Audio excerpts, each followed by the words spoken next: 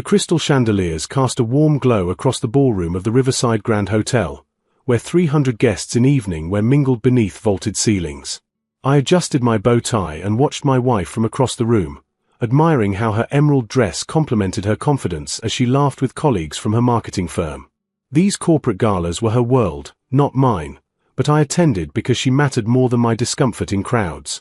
I worked in cybersecurity. Specifically, I consulted for firms that needed their digital infrastructure hardened against threats. My days involved penetration testing, vulnerability assessments, and occasionally teaching executives why their passwords shouldn't be password 123. Tonight, I was simply a supportive spouse, nursing a glass of mediocre champagne and making small talk about quarterly earnings with people whose names I'd forget by morning.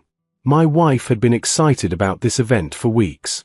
Her firm had landed a major pharmaceutical account, and tonight's celebration doubled as a networking opportunity. She'd pointed out several key players earlier: the CEO with the booming laugh, the CFO who collected vintage cars, and Richard Thornburg, the vice president of operations who supposedly held the real power in the organization. Thornburg stood near the bar now, a man in his early 50s with silver-streaked hair and a suit that probably cost more than my monthly mortgage payment. He had the bearing of someone accustomed to deference, the kind of executive who spoke and expected the world to rearrange itself accordingly. I'd noticed him watching my wife during the cocktail hour, his gaze lingering a moment too long. I dismissed it initially. My wife was beautiful and accomplished. People noticed her. But there was something predatory in Thornburg's attention that made my instincts prickle. The evening progressed through dinner, rubber chicken and asparagus that had surrendered all structural integrity. Speeches followed, the CEO praising innovation and synergy while guests scrolled through phones beneath the tables. My wife excused herself to use the restroom, and I checked my email, half listening to a sales director explain his golf handicap. When I looked up, I saw Thornburg intercept my wife near the hallway leading to the restrooms. They stood partially obscured by an elaborate floral arrangement, but I could see his body language, leaning in too close, his hand reaching toward her arm. My wife stepped back, her smile polite but strained, and said something I couldn't hear. Thornburg laughed and moved closer. Then his hand dropped to her waist. I was moving before conscious thought caught up, weaving between tables and sidestepping a waiter with practiced efficiency. But before I'd crossed half the distance, my wife had already handled it. She removed his hand firmly and stepped away, her expression professional but ice-cold. She said something that made Thornburg's smile falter before she continued toward the restroom. I intercepted Thornburg instead. "Evening," I said pleasantly. "Richard Thornburg, isn't it?" He turned, assessing me with the casual dismissiveness of someone who categorized people by their usefulness. "That's right. And you are her husband." I let that hang in the air for a moment. "I noticed you having a conversation with my wife just now." Thornburg's expression shifted subtly, not quite embarrassment, more annoyance at being caught. "Just friendly networking," he said smoothly. "Your wife's work on the Davidson campaign was impressive. I was offering congratulations." By touching her waist. My voice remained conversational, but something in my tone made him recalculate. "You're misreading the situation," he said, his voice hardening. "I suggest you don't make a scene at your wife's company event. It wouldn't reflect well on her career prospects." The threat was unmistakable. And in that moment, watching this arrogant predator smile at me with complete confidence in his untouchability, something cold and calculating settled into my chest. Men like Thornburg operated with impunity because they believed themselves beyond consequences. They'd cultivated networks, leveraged power, and learned that HR departments protected the company, not the victims. But every system had vulnerabilities. Every fortress had weak points. "You're right," I said finally. "No scene needed. Enjoy your evening." I turned and walked back toward my table, my mind already working through possibilities. When my wife returned, I squeezed her hand and asked if she was all right. She nodded, clearly uncomfortable but trying to move past it. "He's drunk and inappropriate," she whispered. "Not the first time, according to others. But he's untouchable here." "Maybe," I said quietly. The word hung between us as I watched Thornburg rejoin his group, laughing at some joke, completely unconcerned. He'd placed his laptop bag on a chair at his table, a common sight at these events where executives showed off by working even during celebrations. And that's when the plan began forming. The gala continued around us with forced joviality. My wife tried to engage with her colleagues, but I could see the tension in her shoulders, the way her smile didn't quite reach her eyes. Thornburg had poisoned her evening, and he was across the room sipping bourbon, entirely unbothered. The injustice of it gnawed at me. "I'm going to get some air," I told my wife. She nodded, grateful for a moment alone with her work friends. I kissed her cheek and made my way toward the terrace, but my route took me past Thornburg's table. His laptop bag sat unattended, expensive leather with brass fittings. The table had 8 seats, but currently only 3 were occupied. Junior executives engaged in animated discussion about market penetration strategies. No one paid attention to the bag or to me as I passed. I continued to the terrace, where cold November air cleared my head. I wasn't an impulsive person. My profession required methodical thinking, careful planning, and understanding consequences. What I was contemplating could have serious legal ramifications if executed poorly. But it could also be entirely legal if done correctly. Corporate executives were notoriously lax about cybersecurity. They demanded their IT departments implement draconian security measures while they themselves used simple passwords, clicked phishing links, and left devices unsecured. I'd made a career partly from cleaning up the messes created by executive carelessness. The question was whether Thornburg was equally careless. I returned inside and positioned myself near the bar with a clear sightline to his table. I ordered a club soda and observed. Thornburg held court with a group of sycophants, his voice carrying across the room as he told some story involving a yacht and a celebrity whose name he dropped with practiced casualness. His body language screamed entitlement, the casual arrogance of someone who'd never faced real consequences. 20 minutes later, opportunity arrived. The lights dimmed for another round of speeches, this time featuring the CFO discussing quarterly performance. Thornburg excused himself from his group and headed toward the restrooms. His laptop bag remained at the table, now completely unattended as his companions turned their attention to the presentation. I waited 60 seconds, then moved. Walking with purpose, I crossed to his table as if I belonged there. No one challenged me. Corporate events operated on assumptions. If you acted like you had legitimate business somewhere, people assumed you did.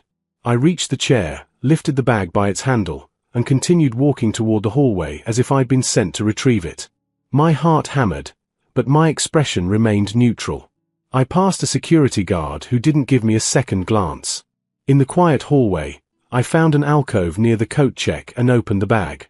The laptop was inside, along with file folders, business cards, and a phone charger. The device was a high-end model, probably equipped with full disk encryption and requiring both a password and potentially two-factor authentication to access. If I tried to boot it and failed, I'd have to return it with nothing accomplished except elevating my risk. But that wasn't my plan. I pulled out my phone and photographed the laptop's asset tag and serial number. Then I inspected the exterior more carefully. There, on the bottom panel, beneath a warranty sticker that had been partially peeled back. Someone had opened this laptop recently, and not through official IT channels. The security screws showed scratches indicating amateur work. Interesting. I also noticed something else, a small adhesive note tucked inside the bag's interior pocket, the kind executives used for quick reminders. This one had a string of characters, RT 2024 admin, followed by what looked like a server address. Executives loved reusing passwords across multiple systems. They also loved writing them down because they couldn't remember them otherwise. If this was Thornburg's admin password for the company network, I wouldn't need to access his laptop directly at all. I photographed the note, replaced everything exactly as I'd found it, and returned the bag to his table. The entire operation had taken less than 3 minutes. No one noticed me set the bag down and walk away. I found my wife again. She'd relaxed slightly, surrounded by friendly colleagues who were complaining about the dry chicken. "Feel better?" she asked. "Much better," I said truthfully. The gala wound down over the next hour. Awards were presented, final toasts made. My wife said her goodbyes while I retrieved our coats. As we waited for the valet to bring our car around, I saw Thornburg emerge with his entourage, laughing loudly at his own joke. He collected his bag from someone who'd retrieved it, never noticing anything amiss. In the car, my wife was quiet. "I should report him to HR," she said finally. "But you know how these things go. He'll deny it, I'll be labeled a troublemaker, and nothing will change. He's done this before, to others. Everyone knows, but he's untouchable." "Maybe not," I said softly. She looked at me curiously, but I focused on driving. My mind was already 3 steps ahead, planning what came next. When we arrived home, I kissed my wife goodnight and told her I had some work to finish. She headed upstairs while I went to my home office, a converted bedroom filled with monitors, servers, and equipment most people wouldn't recognize. I booted up my most secure workstation, routing everything through VPN chains and air-gapped systems. Then I began researching Richard Thornburg. And what I found made me smile coldly. Because men like Thornburg always had secrets. The first rule of digital investigation is to leave no traces. I wasn't hacking Thornburg's systems, not yet, but I needed to understand his digital footprint before deciding how to proceed. Everything I did tonight had to be legal or exist in grey areas defensible in court. I wasn't a vigilante. I was someone exercising lawful access to information that should never have been exposed in the first place. I started with open-source intelligence gathering. Social media profiles, LinkedIn connections, professional associations, public records. Thornburg maintained a carefully curated online presence, photos from charity galas, articles about his business acumen, testimonials from colleagues. But social media also revealed patterns, frequent posts from expensive restaurants, luxury vacations, a lifestyle that seemed excessive even for a VP-level salary. I dug deeper into public financial records. Corporate filings showed Thornburg's compensation, which was substantial but not enough to support the lifestyle his social media suggested. Either he came from family wealth, a quick genealogy search suggested otherwise, or he had additional income streams. Next, I examined the company's network architecture. This was where my professional knowledge became invaluable. Most corporations had external-facing systems that could be analyzed without illegal access: email servers, VPN gateways, client portals. Using standard network reconnaissance tools available to any security professional, I mapped the company's infrastructure. What I found was troubling. Their security was mediocre at best, outdated protocols, unpatched systems, and configurations that suggested minimal IT investment despite the company's size. For a security professional, this was like finding a fortress with ornate gates but crumbling walls. I returned to the password I'd photographed, RT2024 admin, combined with what looked like a remote access server address. If Thornburg used this password for remote access, and if he'd reused it elsewhere, I might not need to compromise anything. I'd simply be accessing systems with valid credentials that had been carelessly exposed. But using someone else's credentials was legally complicated. I needed another approach. I shifted focus to the company's public-facing systems. Many corporations maintained client portals, vendor access points, or employee services that faced the internet. I ran automated vulnerability scanners, completely legal when targeting your own systems or in security research contexts, and discovered several concerning issues. Their employee portal had an SQL injection vulnerability. Their VPN used deprecated encryption. Most interesting, their document management system had a misconfiguration that exposed directory listings without proper authentication. This last vulnerability was the key. By navigating through predictable URL patterns, I could see file names and folder structures without technically accessing the files themselves. It was like looking through someone's window from the street, not illegal, but revealing. The directory structure showed typical corporate folders: HR, finance, legal, operations. Under Thornburg's name, I found something unusual: a folder labeled private_consulting with dozens of files dated over the past 2 years. Why would a corporate VP maintain private consulting files on company servers?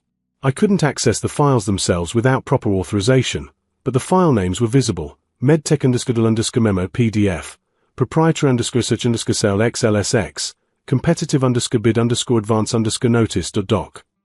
Each file name suggested activities that would be questionable at best, illegal at worst. Senior executives selling confidential information, using their positions to conduct private consulting that competed with their employers' interests. Potential insider trading if those stock-related file names meant what I suspected. I leaned back in my chair, mind racing. If Thornburg was conducting illegal activities using company resources, that changed everything. I wouldn't be exposing personal indiscretions. I'd be reporting actual corporate crimes. But I needed proof, and that meant obtaining those files legally. I considered options. Anonymous tips to the company's IT security would likely go nowhere. Internal teams often ignored external warnings, assuming them to be false positives or attacks. Law enforcement required substantial evidence before investigating white-collar crime. Regulatory agencies moved slowly unless presented with irrefutable documentation. What I needed was someone with both authority and motivation to investigate. I needed to make it impossible for the company to ignore what Thornburg had done. An idea began forming. Corporate whistleblower protections had strengthened significantly in recent years. If I could document the security vulnerability and report it through proper channels, the company would be legally obligated to investigate. And if that investigation revealed Thornburg's activities, they'd have no choice but to act. I drafted a detailed security vulnerability report, documenting the SQL injection, the deprecated VPN encryption, and the misconfigured document management system. I included specific technical details that only a legitimate security researcher would know, establishing credibility. I noted the existence of the exposed directories without claiming to have accessed the files themselves. Then I did something that would prove crucial. I included timestamps proving these vulnerabilities had existed for months, creating a timeline that would prompt questions about why IT security hadn't caught them. This would trigger an internal audit. I prepared the report for submission to the company's security team, their general counsel, and their audit committee, a shotgun approach ensuring multiple parties would see it. I'd send it through anonymous channels that couldn't be traced back to me, but with enough technical detail to prove legitimacy. But timing mattered. If I sent this now, the investigation might take weeks. Thornburg would have time to cover his tracks, delete evidence, and lawyer up.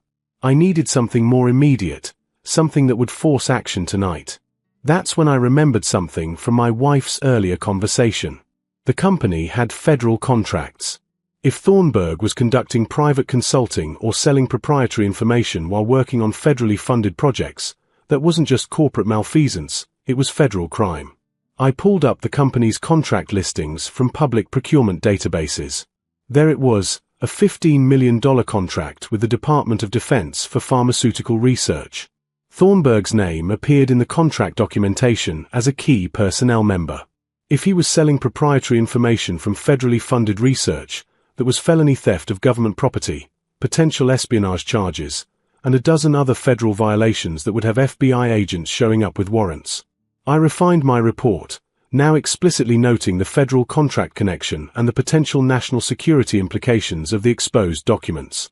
This wasn't hyperbole. Pharmaceutical research contracts often involved sensitive information that foreign governments or competitors would pay substantially to obtain. I prepared multiple versions of the report, one for the company's security team, one for their general counsel, one for the Department of Defense Inspector General, and one for the FBI's white-collar crime division. Then I encrypted everything, routed it through multiple anonymous services, and set up delayed delivery.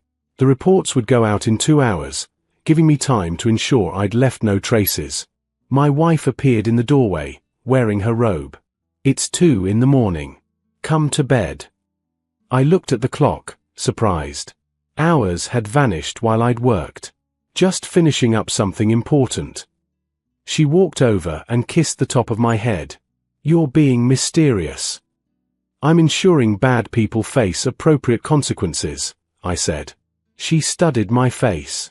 "Does this have anything to do with Thornburg?" "Everything to do with him," I admitted. "But I'm doing this the right way. Legally, carefully, and permanently." She sat on the edge of my desk. "Tell me." So I did, explaining what I'd found and what I was about to do. Her expression shifted from surprise to grim satisfaction. "He's been doing this for years. Others have tried reporting him, but nothing ever sticks. He's got friends in senior management. He won't have friends in federal law enforcement, I said. And that's who'll be investigating by morning. I sent the reports at 4 in the morning, using carefully constructed anonymous channels that would preserve my identity while establishing credibility. The corporate security team would receive theirs first, triggering immediate review protocols. The legal department's copy would arrive 30 minutes later.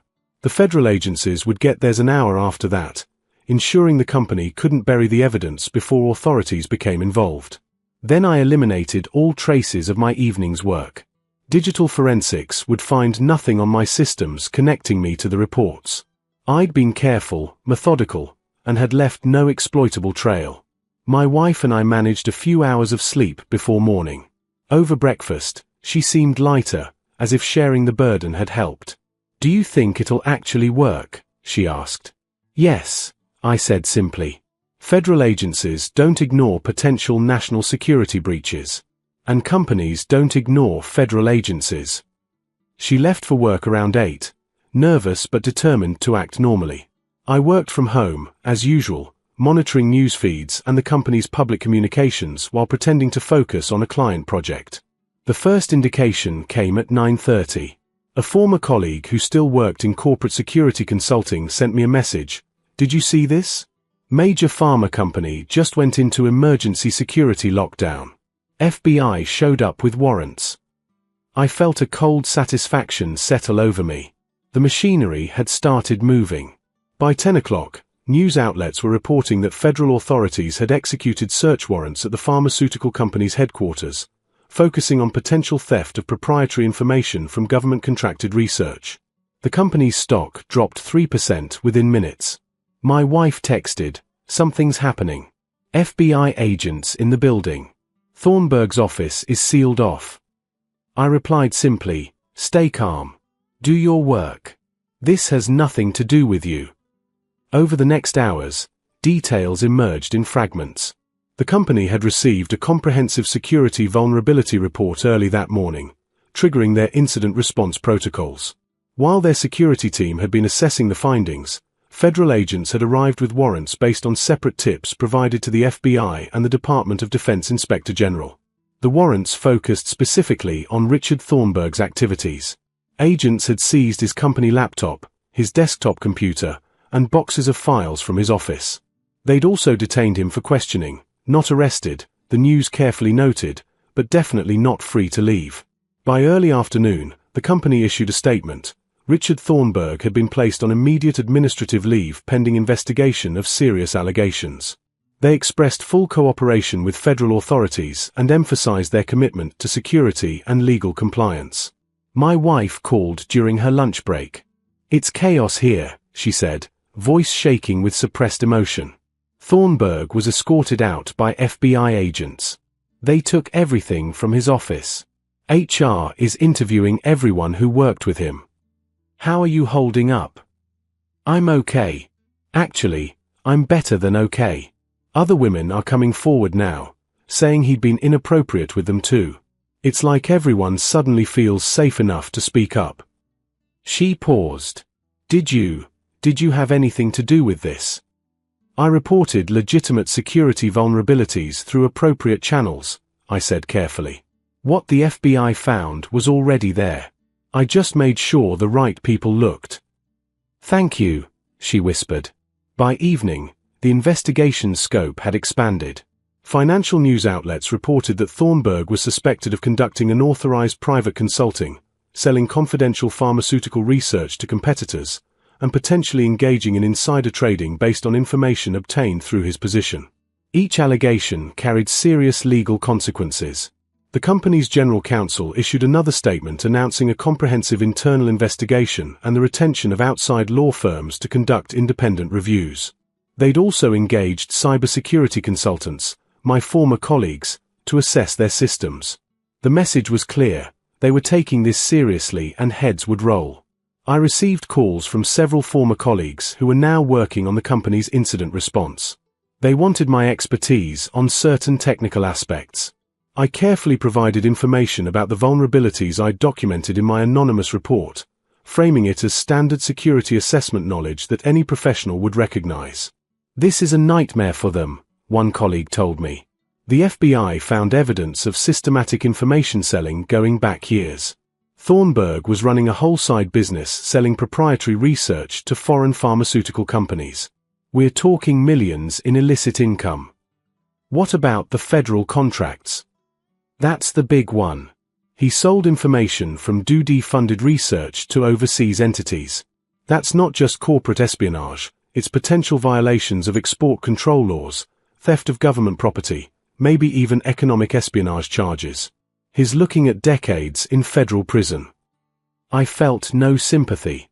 Men like Thornburg destroyed lives casually, operating with impunity until someone held them accountable.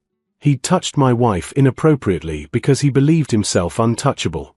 Now he'd learn otherwise. Over the following days, more details emerged. Thornburg had maintained encrypted files on company servers, files he'd thought were secure but which federal forensic analysts had cracked. These files contained years of correspondence with competitors, contracts for information sales, and spreadsheets tracking his illegal income. His arrogance had been his downfall. He'd conducted criminal activities using company resources, believing corporate IT security wouldn't notice and that senior management would protect him even if they did. He'd never considered that federal agencies had resources and authority beyond corporate control. The company fired him immediately once the evidence became clear. Their statement emphasized they'd had no knowledge of his activities and were cooperating fully with authorities. Several other executives who'd failed to act on earlier complaints about Thornburg's behavior were also terminated or demoted. My wife came home 2 weeks after the gala with news she'd been promoted. "They're cleaning house," she explained. "Getting rid of everyone who enabled toxic behavior. They asked me to help lead the culture change initiative." "That's wonderful," I said, genuinely pleased. The other women who complained about Thornburg are coming forward publicly now. We're organizing to push for stronger harassment policies across the industry. She looked at me seriously. "What you did, exposing him, it gave us all permission to speak up. We're not afraid anymore." "I just documented security vulnerabilities," I said. "Federal investigators found the criminal activity." She smiled. "Right. Just security vulnerabilities." That night, we learned that Thornburg had been formally indicted on multiple federal charges: theft of trade secrets, wire fraud, violation of export control laws, and conspiracy. Prosecutors were seeking a plea agreement but indicated they'd pursue maximum sentences if he refused to cooperate. His career was over. His reputation destroyed. His illegal fortune would be seized through asset forfeiture. And he faced potentially 20 years in federal prison. All because he'd made a mistake that powerful men often made. He'd believed himself immune to consequences. I thought about that moment at the gala when he'd threatened my wife's career if I made a scene. He'd calculated that his position protected him, that corporate politics would shield his behavior, that nothing I could do would threaten his comfortable existence. He'd been wrong. 3 months after the gala, Richard Thornburg accepted a plea agreement. The details were reported in business publications with the kind of schadenfreude reserved for fallen executives. 12 years in federal prison, $4.3 million in restitution, and permanent debarment from working on federal contracts. The prosecutors had been thorough, documenting every illegal transaction, every sold secret, every violation of trust. But the consequences extended far beyond one man's imprisonment. The pharmaceutical company underwent a complete restructuring. Their CEO resigned under pressure from the board, replaced by someone committed to cultural reform. They implemented comprehensive ethics training, created independent reporting channels for misconduct, and hired entirely new security leadership. My former colleagues who'd worked on the incident response told me the company had spent millions upgrading systems and protocols. More importantly, they'd changed how they treated people. The protection that powerful men like Thornburg had enjoyed evaporated. Several other executives were fired during the internal investigation when their own misconduct came to light. The message was clear: status wouldn't protect predatory behavior anymore. My wife thrived in her new role. She'd become a voice for workplace safety and ethics, speaking at industry conferences and consulting with other companies on cultural transformation. The experience had been traumatic, but she'd channeled it into meaningful change. Other women reached out to her, sharing their own stories, finding courage in her example. "I've been thinking about that night," she told me one evening as we sat on our porch watching the sunset. "How different things could have been if you hadn't acted. Thornburg would still be out there, harassing women, selling secrets, operating like he was invincible. Someone would have caught him eventually," I said. "Maybe. But probably not. People like him are careful. They've got systems, protection, plausible deniability." She turned to face me. "You didn't just expose him. You dismantled the entire structure that enabled him." I'd never told her the complete details of what I'd done that night: the methodical investigation, the careful documentation, the strategic timing of reports to maximize impact. She knew I'd reported security vulnerabilities, but not the full extent of my preparation and planning. "I did what needed to be done," I said simply. "Men like Thornburg operate because good people don't act. They count on bystanders staying silent, on systems protecting status over truth, on consequences never arriving." "But consequences did arrive," she said. "Because of you." We sat in comfortable silence as the sun disappeared below the horizon. I thought about that moment at the gala when Thornburg had touched my wife, his expression full of smug confidence that nothing would happen to him. I thought about his threat regarding her career, his assumption that power made him untouchable. Power hadn't protected him. The law hadn't initially cared. Corporate structures had been designed to shield him.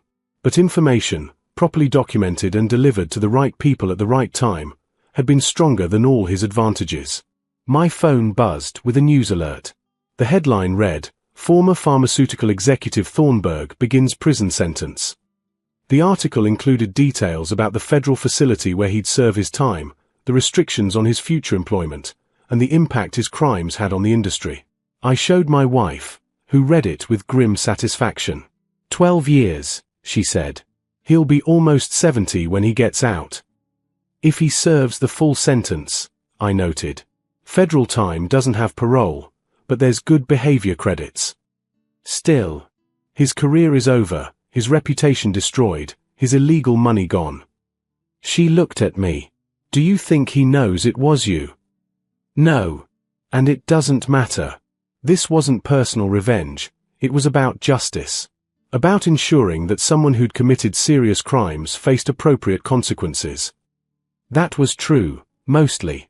I wouldn't pretend I hadn't felt satisfaction watching Thornburg's world collapse. But my motivation had been bigger than personal vendetta. His crimes had been real, his victims numerous, and his prosecution necessary. In the months since, I'd thought often about the ethics of what I'd done. I hadn't hacked systems illegally. I hadn't fabricated evidence.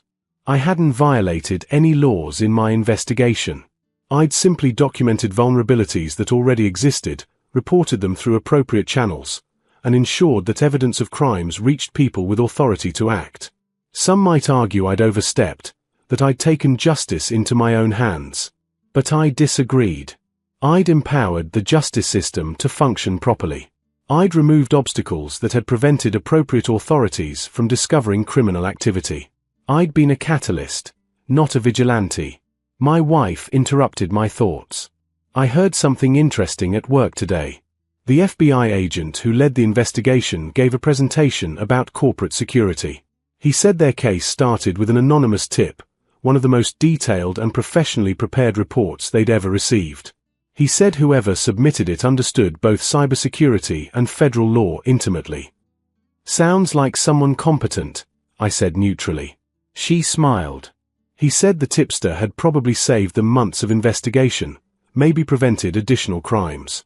They never identified who sent it, but he wanted to thank them publicly. I'm sure they appreciated the acknowledgement. The agent also said something else. He said that in cases like this, the difference between justice and injustice often comes down to whether one person decides to act. Whether someone with knowledge and capability chooses to stay silent or speak up. I met her eyes. He's right. Evil succeeds when good people do nothing. "And you're one of the good people," she said softly. We went inside as night fell completely. Life had returned to normal rhythms: work, meals, quiet evenings at home. But something had changed for both of us. My wife had reclaimed her confidence and found purpose in advocacy. I'd learned that my skills, applied carefully and ethically, could protect people beyond just securing their networks. In my office that night, I reviewed the news coverage one final time. Thornburg's case had prompted congressional hearings about corporate espionage, new regulations on federal contractor oversight, and industry-wide reforms in pharmaceutical research security. The ripple effects extended far beyond one man's crimes. I closed the browser and shut down my systems. Tomorrow would bring new challenges, new projects, new problems requiring solutions. But tonight, I allowed myself satisfaction in work well done. Justice had been slow to arrive for Thornburg, delayed by structures designed to protect powerful people from consequences. But it had arrived, thorough and final, because information properly gathered and strategically delivered had proven stronger than institutional protection. I'd touched his career the way he'd touched my wife, uninvited, unwelcome, and with permanent consequences. The difference was that my actions had been lawful, measured, and justified. He'd ended his own career the moment he'd committed his first crime. I'd simply ensured the ending came swiftly rather than after more victims suffered. My wife called from upstairs, and I went to join her. The Thornburg chapter was closed. Life continued, better for his absence, safer for his imprisonment, and improved by the reforms his exposure had forced. Sometimes justice required patience. Sometimes it required courage. Sometimes it required someone with specific knowledge and skills deciding that silence wasn't acceptable. That night at the gala, when Richard Thornburg had smirked at me and threatened my wife's career, he'd made a fatal miscalculation.